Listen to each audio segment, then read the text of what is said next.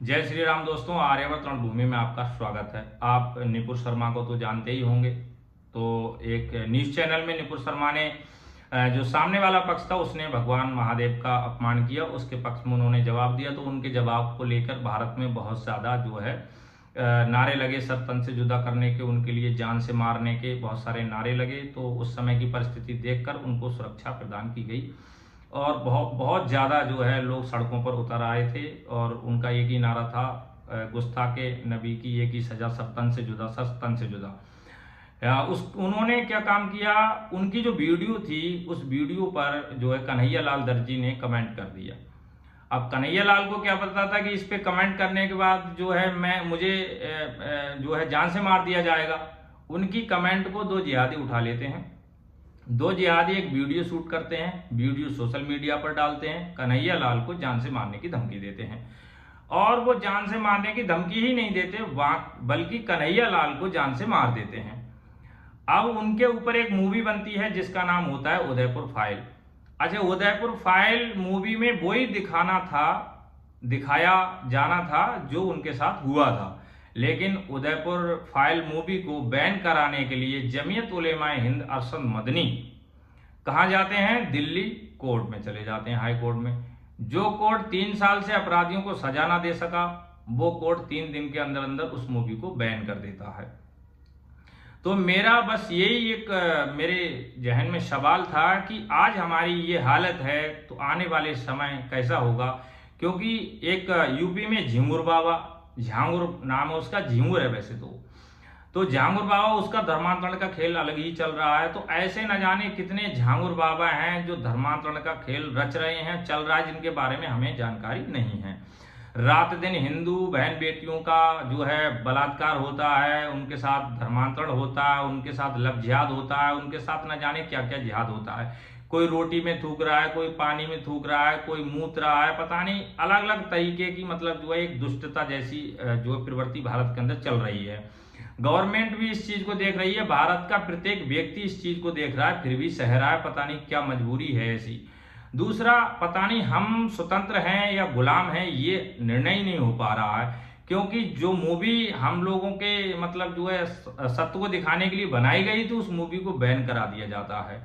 अच्छा, जो अपने आप को अल्पसंख्यक कहते हैं वो लोग बैन करा देते हैं, जो अपने आप को मेजोरिटी में मानते हैं वो लोग कुछ नहीं कर पाते हैं, सिर्फ देखते रहते हैं।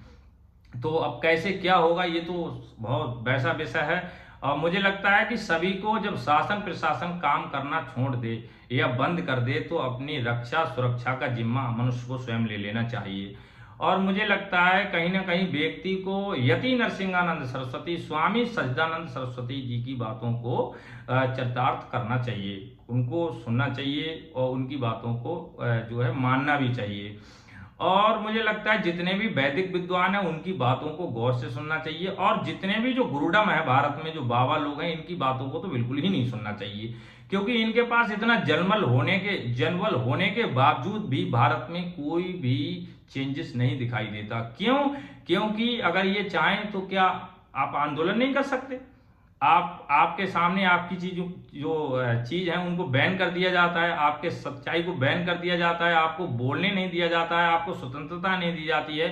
और अपने आप को जगत गुरु कहने वाले जो गुरु बैठे हुए हैं, अपने आप को कथावाचक कहने वाले जो व्यास बैठे हुए हैं, अपने आप को जो एक हिंदू जो हिंदुओं का मतलब जो हिंदू धर्म बोलते हैं उसका जो अपने आप को गुरु बताते हैं, इतना बड़ा तबका है, क्या उनके लिए कुछ नहीं कर सकते? जब उनके लिए कुछ नहीं कर सकते तो उनके लिए काहे नोच नोच के खा रहे हो?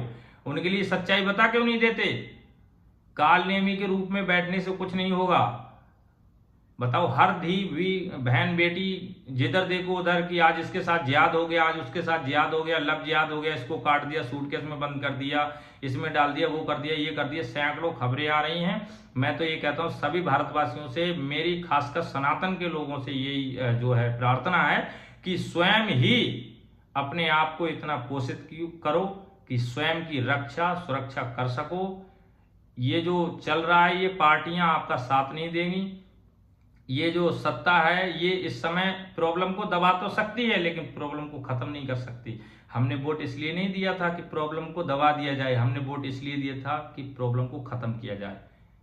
तो जब तक प्रॉब्लम खत्म नहीं हो जाती तब तक हम कैसे माने कि हमारे हिसाब से कार्य हो रहा है। और जब हमारी संख्या इतनी है तो अगर हमारे अंदर बुद्धि है तो हमें अपने तरीके से काम करना चाहिए। या तो मुझे ऐसा लगता है कि हिंदुओं को अपने तरीके से सरकार चलानी नहीं आती, अपने तरीके से सरकार से उन चीज़ों को मनवाना नहीं आता है, ये आज हम क्लियर कह सकते हैं। क्योंकि हिंदू कभी भी अपनी बातों को ना तो सरकार के पास रख पाता है, ना ही सरकार को समझा पाता है। अगर कोई भी कानून आता है तो जो अल्पसंख्यक कहते हैं अपने आप को, वो लोग विरोध करते हैं और कानून को वापस करा देते हैं। और हिंदू बहुसंख्यक है लेकिन ना ही विरोध करता है, नहीं कानून को लागू कर सकता, कुछ भी नहीं करा सकता। एक हिसाब से देखा जाए तो सबसे ज्यादा निःशुल्क और बेकार कोई व्यक्ति संसार में है तो वो है हिंदू। स्वयं के लिए आज नहीं लड़ोगे, मुझे तो लगता है लड़ना क्या है, कट कट के मरना है, ऐसे ही मरते रहोगे।